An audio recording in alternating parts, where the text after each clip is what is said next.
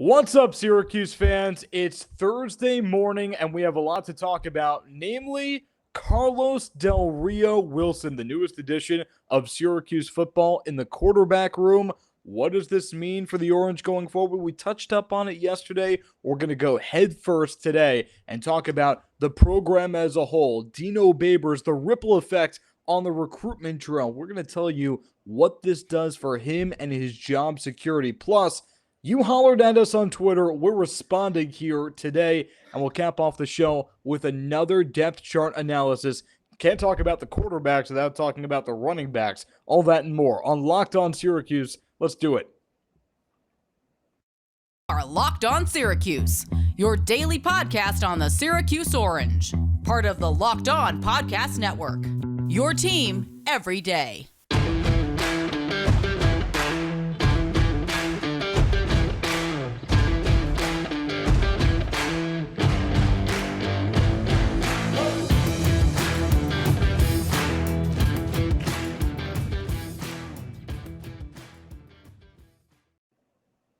Hello and welcome with Matt Bonaparte. I'm Brad Klein. Very happy to be with you here on this glorious Thursday morning. Syracuse football wakes up on the correct side of the pillow because they needed a quarterback and they got a quarterback. Carlos Del Rio-Wilson is Still here, doesn't feel and real, I think it doesn't feel real. 4-star coming from Florida to Syracuse out of nowhere. 2 weeks after the initial call from Dino Babers, Carlos Del Rio-Wilson is a member of Syracuse football. I mean, yeah, this is crazy. I'm very excited. I'm probably the most excited I've been about a transfer or recruit ever, I think.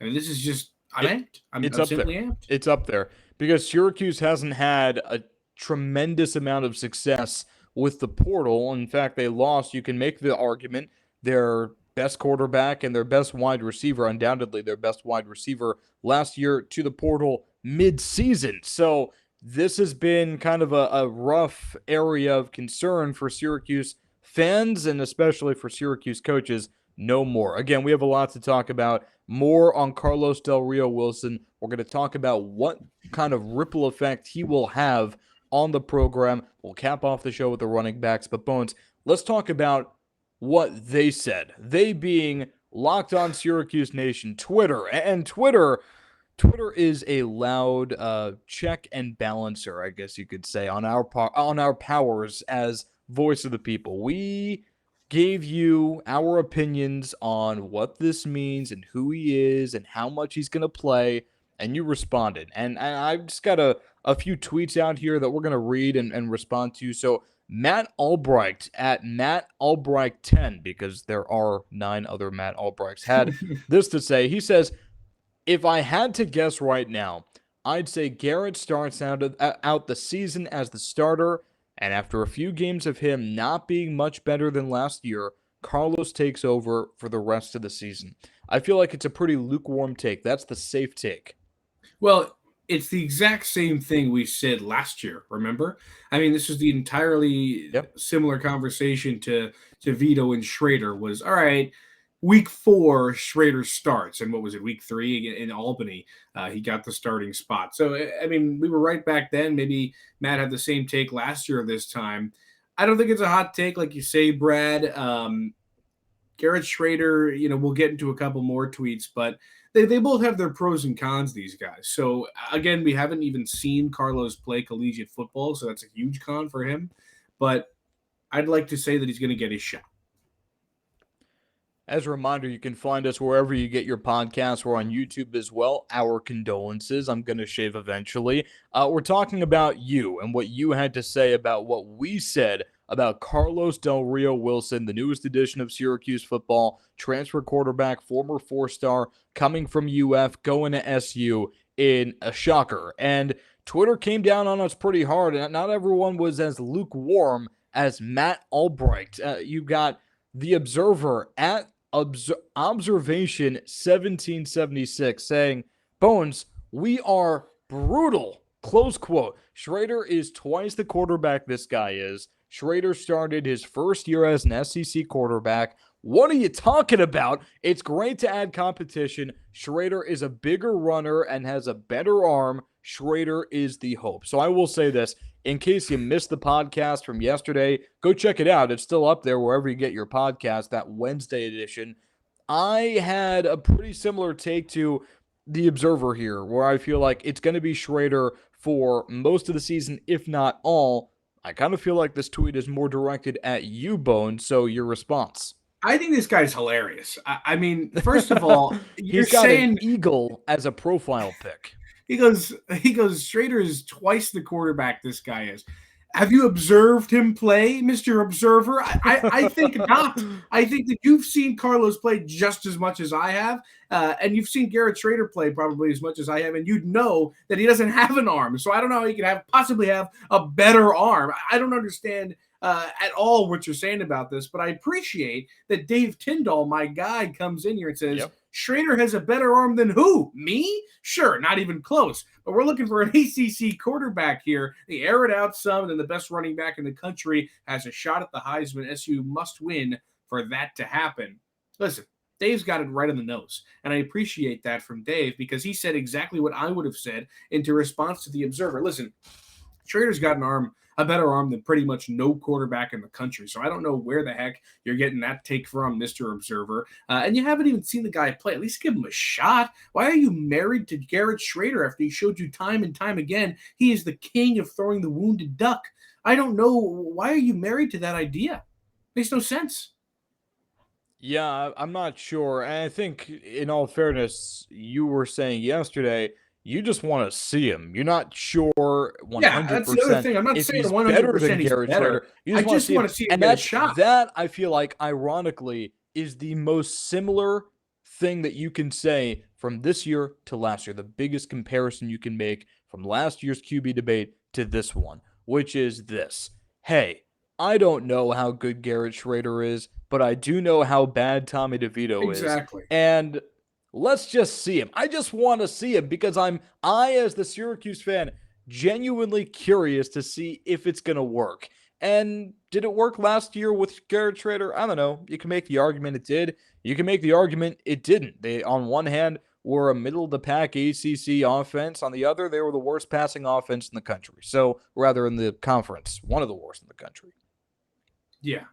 So, Mr. Observer, I don't think your huge opposition to Carlos here holds that much weight. Yeah, but huge for us to get some Twitter backing from Dave. Dave Tyndall. Dave's my dude. Yeah. Always getting brownie points from us. We don't really want to respond on Twitter and get into this whole I don't know. Maybe nice. I usually will. If we weren't doing an episode, it's nice to have a guy like Dave who's willing to get his hands dirty once in a while and help us out there. That's kind of huge, not going to lie. So, okay. So we voice our opinions, you voice yours, we respond to yours. It's an open dialogue here on Locked On Syracuse. Please now, let me keep tell you tweets about coming too, by the way. Yeah, keep them coming. We had the poll, so we might as well reveal the results here.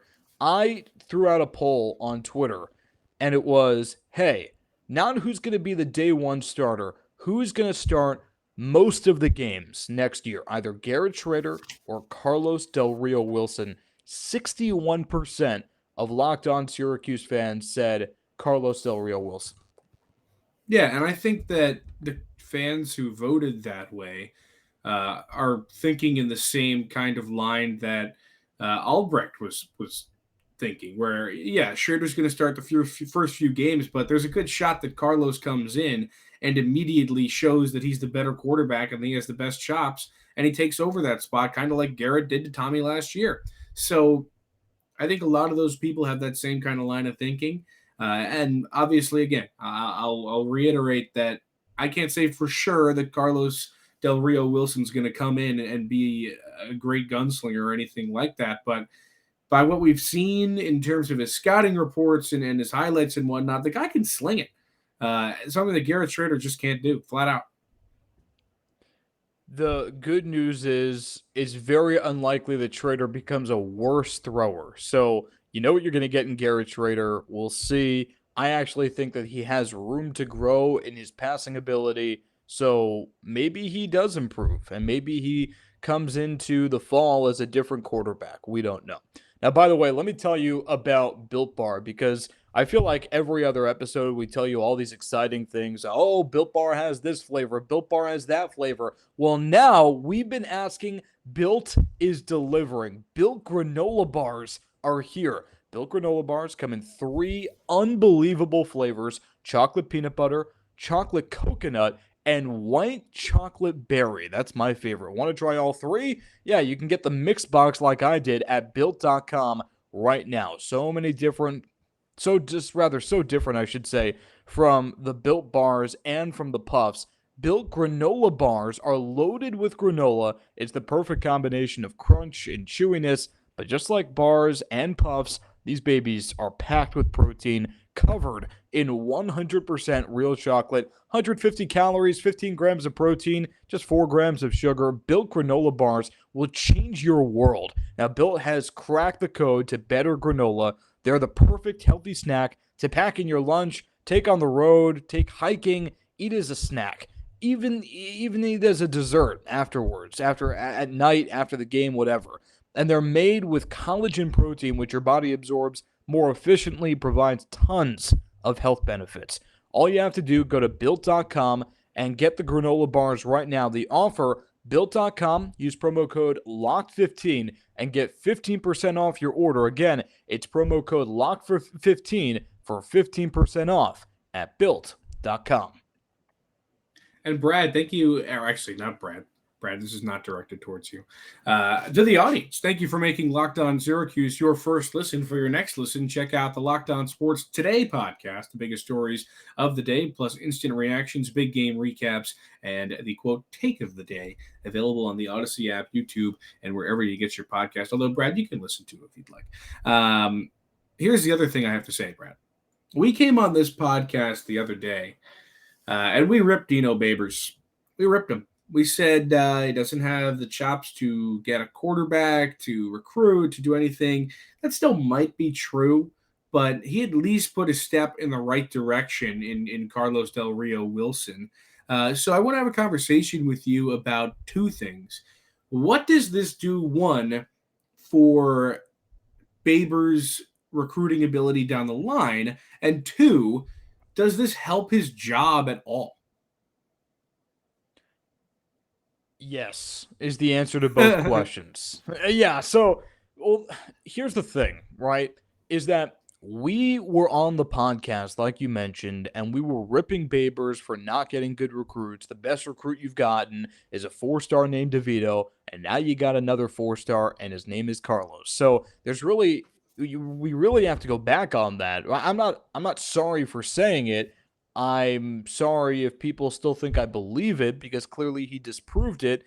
But at the end of the day, you got to win on the field. So we'll see what Carlos Del Rio-Wilson is on the field. Does it save his job? No. I think John Wildhack is only interested in dollars and cents and wins. So I think this will help them with that moderately at the very least, if not drastically over the years, because this is not just a win now move. It's a win later move. It's a win now move because Justin Lamson gets hurt. Basically, the next day they call up Carlos Del Rio-Wilson, say, hey, we have a vacancy at backup quarterback and potentially QB1. Thoughts? And he said yes 2 weeks later. So clearly this is a reaction, a knee-jerk reaction to Justin Lamson, but he has 4 years of eligibility left, so it's not just a move for now. So I think this will help Dino Babers at least gain more favor with John Wildhack a little bit, but the biggest thing is I think down the road he's going to be the starting quarterback, and that's an upgrade.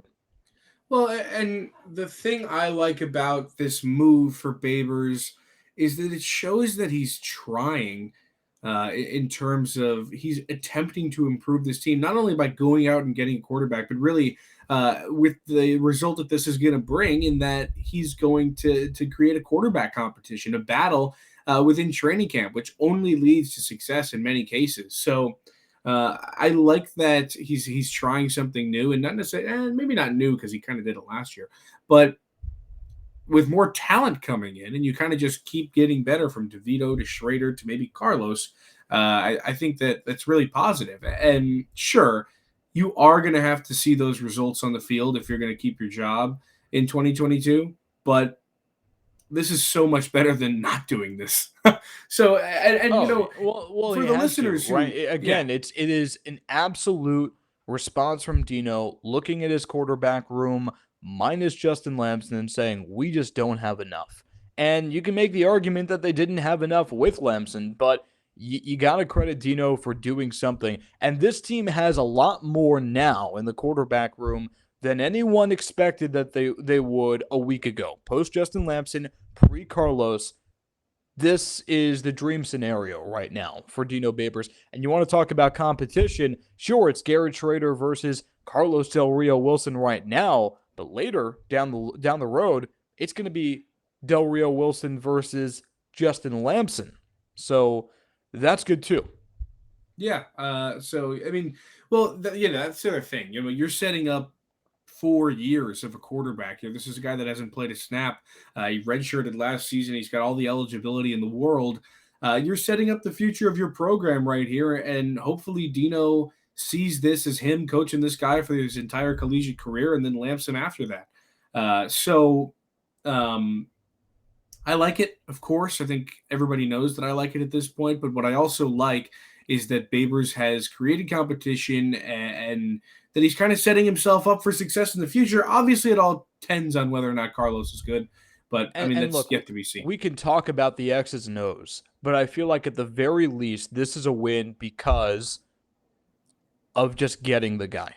And think about what this program was supposed to be when Dino came in 2016. Orange is the new fast. We have a dome. Dino Babers, flashy coach, makes these really cool locker room speeches sometimes, and occasionally we beat Clemson. Oh my God, they beat Clemson? Now this program's on the rise. It's the trendy program. Not so much over the last few years. But if Dino Babers can make Syracuse cool again, then that's basically all he has to do, right? So if Carlos Del Rio-Wilson says, you know what? Yeah, I will leave Gainesville, Florida, the Sunshine State, to go to Syracuse, New York, to play for this man, that's a vote of confidence, and it validates the program for future generations of not only transfers, although that's extremely important now with the portal just erupting, but also high school kids. That's also going to be incredibly dependent on how good he is, though. I mean, if Del Rio-Wilson comes in and isn't all that, I don't think anything's going to happen within transfers or 4 stars or 5 stars. That's not going to help at all. I mean, think about I agree. It's very contingent on who he is as a player. Yeah. But at the very least, I think even if he's a flop, right? Even if he's a flop, there will still be a precedent for, okay, I'm not the first guy for them to be transfer able to get that, as a highly touted guy. They show the Syracuse. muscle. Yeah. Yeah. So that's at least the positive. But what I was going to say is think about what the DBs have been for this program. I mean, with you they had 3 DBs go to the NFL in one season. I mean, that's bonkers. So you get guys after that like Deuce Chestnut who are going to come in, and hopefully guys after him. Jason Simmons in his interview after transferring to Syracuse said he wanted to come to Syracuse because he wanted to go to the NFL, and he saw that SU was sending guys there, so wanted to be a part of that. So if Carlos can kind of create the same kind of pipeline, that would be hugely beneficial for the program down the road. So we talked a little bit about Syracuse football and the ripple effects of Carlos Del Rio-Wilson, the new quarterback on the program. We talked a little bit about what you guys had to say in response to us on Twitter. Now it's time to talk about basically the biggest aspect of the offense. And I don't think it's a surprise. It's a run-first offense. Sean Tucker is the best player on the team, if not the conference, best running back in maybe even the country. And so he's going to have the ball, right? I mean, let's get real. I don't think that's crazy. So no, Sean Tucker's going to have the ball pretty consistently. And whether it's Del Rio-Wilson or Schrader, that's going to be the heartbeat of the offense. So we move now to our depth chart segment. No surprise, I'll have you ostracized if you disagree. Sean Tucker's RB1. The only question is who's behind him. And it's funny because it's one of the shallowest position groups on the team. It might be the best because of Tucker, but outside of Tucker, who do you have? So the only two names are Jawan Price and LaQuint Allen that I'm aware of. I don't know if is Cooper Lutz still around? Cooper Lutz is still around, yeah. Okay, well then maybe Cooper Lutz as well. I haven't heard anything about him transferring. Yeah, so him too. But yeah, I mean, it is a pretty shallow position. And Lutz kind of got blackballed by the offense after he had a couple of bad performances. So I don't even know if we'll see him in the mix as much this year. But with all this quarterback talk, I think you're right, Brad. We've gotten a little bit carried away. He did enter the portal. Lutz did enter the portal, but he did not actually find a destination. Was he on the spring roster? I believe so, yeah. Okay, well, then I'm going to assume he's going to be back with the team. But I guess these are all questions that Dino Babers might answer come ACC kickoff. But anyway, what I was going to say is we're getting a little carried away. Sean Tucker is still the best player on this team, and he's still the focal point of the offense. So at least you have that coming into this year. You have probably one of the best, if not the best, returning back and one of the best, if not the best, backs in the country, like you say, Brad.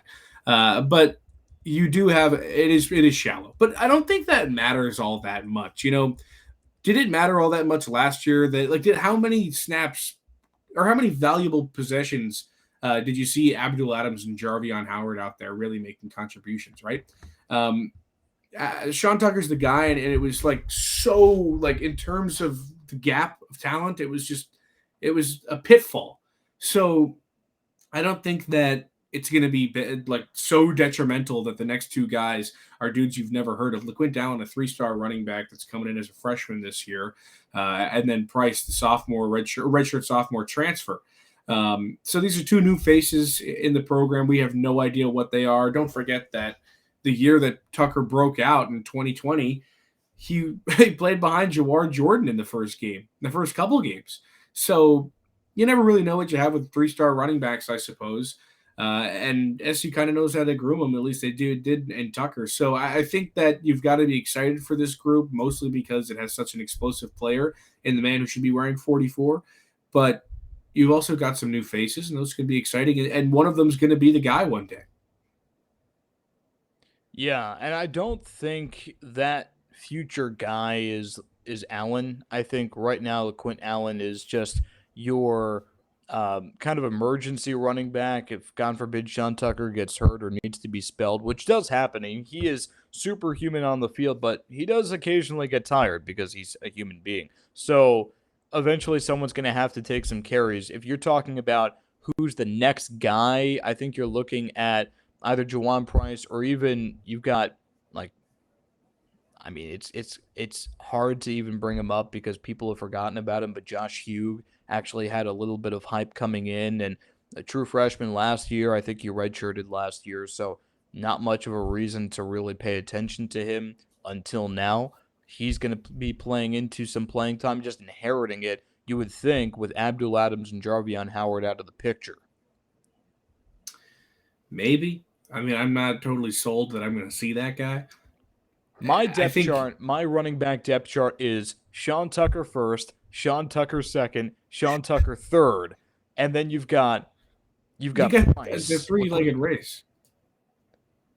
Yeah, right. So you got, I think after that, you probably have Price as your second guy on the running back depth chart. Coming from New Mexico State, he's probably the most made-to-order running back. And then everyone else is kind of a crapshoot. Probably, I would go Hugh and then Allen, just based on hype and high school, but you're kind of scraping the bottom of the barrel. I don't think the bottom two guys are going to matter. Exactly. I don't think it's going to matter. I think Price is going to be second off the bench when you need to, when Sean Tucker needs a break, and then you're going to see him right back out there. So, I mean, I think this one's pretty cut and dry. Probably the most cut and dry we've had, just because it's just a crazy talent gap. But, I mean, it is what it is, I suppose. Well, we appreciate you making Locked On Syracuse your first listen every day. Now go ahead and make your second listen the Locked On NBA Big Board podcast. Rafael Barlow, Richard Stamen, Sam Ferris, and Leif Thulin give fans an in-depth look into the biggest prospects, the latest player rankings, and, of course, big boards. Follow Locked On NBA Big Board every day on the Odyssey app, YouTube, and wherever you get your podcasts. It's free all over the place. Bones and I will be back tomorrow for a Friday morning edition of Locked On Syracuse. We still have to talk about the newest edition of Syracuse football, Carlos Del Rio-Wilson, and we'll cap off the Syracuse football depth chart. All that and more on Friday morning's Locked On Syracuse. Don't miss it.